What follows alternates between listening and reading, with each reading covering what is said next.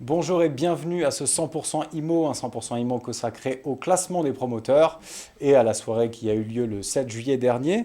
Je reçois Norbert Fanchon, président du directoire du groupe Gambetta. Bonjour Bonjour. Norbert. Vous avez été lauréat, donc votre société, une société coopérative d'ailleurs, qui a été lauréat dans la catégorie engagement solidaire lors de la soirée de remise des prix du classement des promoteurs. Une récompense qui mettait surtout en lumière votre engagement, notamment en faveur de l'accession aux ménages les plus modestes via le bail réel solidaire, le BRS. Alors, comment vous êtes-vous saisi de cet outil? Est-ce que vous avez trouvé des avantages tout de suite en tant que promoteur? Quelles opérations est-ce que vous avez lancées? On est très ravis d'avoir ce prix parce que le groupe Gambetta, vous l'avez rappelé, c'est une coopérative.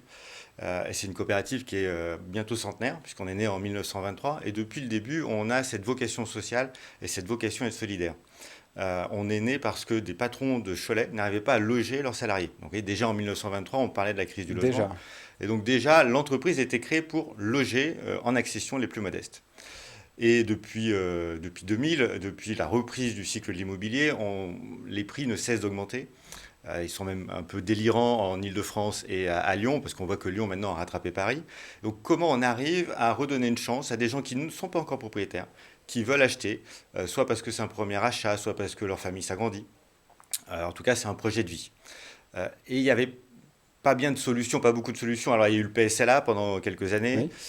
mais il faut qu'il y ait un engagement de la collectivité. Il y a eu le pass foncier en 2008, je crois, Oui. mais ça n'a pas duré suffisamment longtemps pour qu'on produise beaucoup. Et donc, on attendait un dispositif qui permette aux futurs propriétaires de bénéficier d'une TVA réduite et surtout d'atténuer le prix du foncier. Parce que l'envolée du prix de l'immobilier, il se retrouve dans le foncier. D'accord.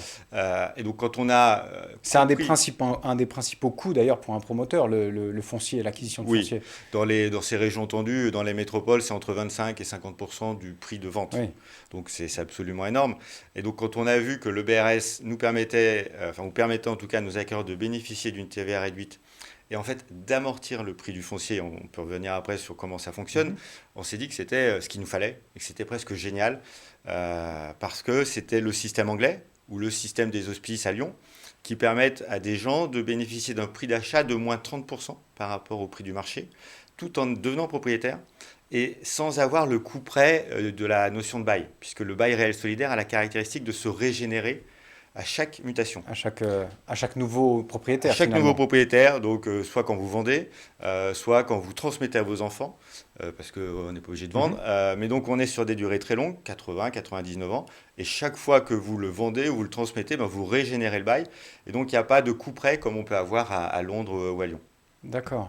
Comment est-ce que ça fonctionne? Parce qu'il y a quand même la mise en place d'OFS, les organismes fonciers solidaires. Il y en a à peu près, je crois, une dizaine en France. C'est Je ça? pense qu'on a un peu plus maintenant. Un peu plus? Un peu plus. Alors, effectivement, il y a un OFS, un organisme foncier solidaire, qui va acheter le terrain. Il va acheter le terrain avec des prêts bonifiés de la Caisse des dépôts. Donc, ça va permettre de payer moins de frais financiers pour cet OFS. Et l'OFS va mettre à disposition le terrain à une société qui va faire la promotion. Et donc, du coup, on va avoir un acquéreur qui achète le logement à la société qui fait la promotion, une vente classique en VFA, en vente en état futur d'achèvement. Mhm. Donc l'acquéreur va faire son prêt sur 20-25 ans. Et en plus, il va payer un loyer à l'OFS, à celui qui porte le terrain. Et ce loyer, il est, je dirais, plutôt modique, parce que on est sur, grâce à la Caisse des dépôts, on arrive à avoir des frais financiers réduits, et surtout, on a une durée de prix très longue. On emprunte sur 80 ans. Donc on C'est va ça. étaler le prix du terrain sur 80 ans. Ce qui veut dire qu'au final, l'acquéreur, il va payer à peu près pour le prix d'un loyer. Il va être propriétaire de son appartement et il va payer le loyer du terrain, y compris, on parle bien de la somme des deux. Oui, oui. Et dans ces OFS, en fait, il y a plusieurs types d'OFS. Alors, il y a une dizaine, je pense, d'OFS comme le nôtre, qui appartiennent à des coopératives.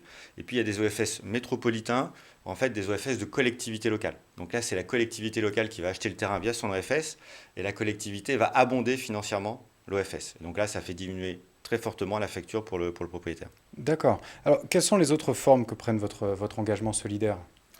Alors, on a, comme je vous le disais par le passé, fait pas mal de PSLA, hein, Oui. le prêt social à l'accession, qui permet à nos acquéreurs de bénéficier d'une TVA à 5,5.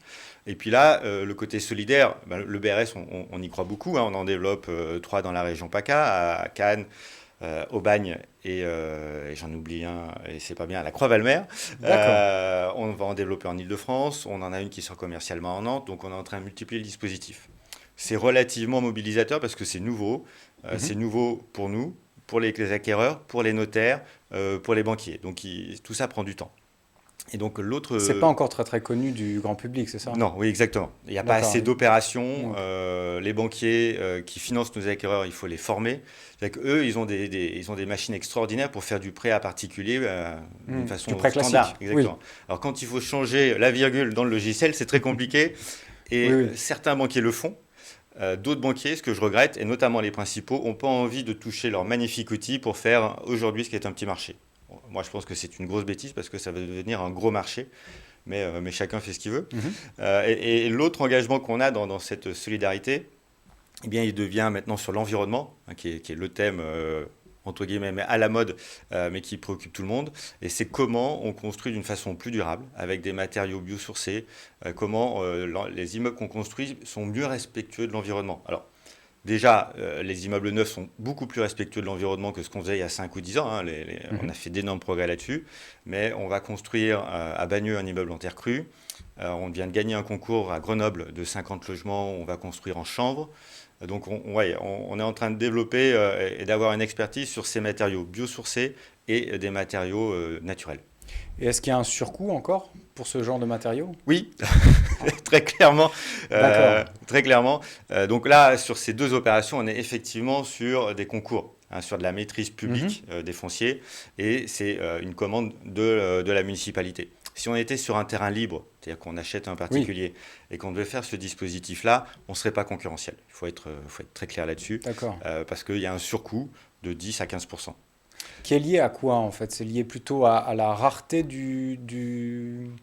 des ressources ou en tout cas à la rareté des filières de Voilà, production? c'est plutôt la deuxième solution parce que la ressource, même si on parle effectivement de la rareté des matériaux aujourd'hui, notamment du bois, là on n'est pas concerné. Mhm. À Bagneux, c'est de la terre crue issue du creusement des tunnels du Grand Paris. Donc on ne peut D'accord. pas dire que le matériau soit rare. Le chanvre, je pense qu'il y a il y a de la filière française et qu'il n'y a pas de difficulté. C'est qui le met en œuvre. Et aujourd'hui, les filières ne sont pas super développées. Et puis en France, on a cette culture, et je suis ingénieur donc ça me va plutôt bien, du béton armé, hein, qui est né Mhm. en France au début du XXe siècle. Et donc effectivement, il faut que toute la filière de la construction s'adapte à ce nouveau mode de construction. Ça va venir. Et donc plus on en fera, moins ça coûtera cher. Et puis effectivement, si les autres ressources, si les autres matériaux augmentent en termes de prix, eh bien, ces matériaux naturels deviendront compétitifs aussi. D'accord. Alors, parlons un petit peu de l'actualité du groupe Gambetta. Je sais que vous avez commencé à étoffer vos équipes, notamment en Île-de-France, je crois aussi également à Nantes. Est-ce que vous pouvez nous en dire un petit peu plus, nous parler aussi des programmes que vous lancez actuellement? Avec grand plaisir. En termes d'équipe, on a lancé deux nouvelles agences. Alors, on renforce celles qui sont existantes Mhm. à Nice, Nantes, Île-de-France et Marseille. Et on développe aussi deux nouvelles agences à Toulouse et à Lyon. Donc ça, D'accord. ça, on a démarré ça malheureusement juste avant le confinement de l'année dernière. Donc bon, mais c'est comme ça. Mais la décision a été prise et ça se passe plutôt bien. Puisque, je vous disais, Grenoble, on vient de gagner un concours et c'est emblématique pour nous. C'est quand même une ville très importante en France sur la dimension environnementale. Et Toulouse, on a lancé notre première commercialisation. Après, on a, en termes de projet, on vient de gagner à Nice, derrière la promenade des Anglais, un concours de 480 chambres, à peu près 480 chambres étudiantes, avec la Fondation Larval. La Fondation Larval, c'est un hôpital pour enfants à Nice. Donc ça sera un projet emblématique pour nous sur cette région, sur l'emplacement, sur le propriétaire du terrain. Enfin oui, on parlait de solidarité, hein, il y a Oui. une vraie dimension sociale à nouveau. Et sur Nantes, ce que je vous disais tout à l'heure, on va lancer commercialement notre premier programme en BRS avec l'OFS de la métropole de Nantes. Et donc, ça va aussi nous permettre d'avoir une nouvelle expertise en matière de BRS. Eh ben, on souhaite en tout cas le développement de ce BRS et on vous souhaite en tout cas de bien développer cela pour votre groupe. Merci beaucoup Norbert Fanchet. Merci beaucoup.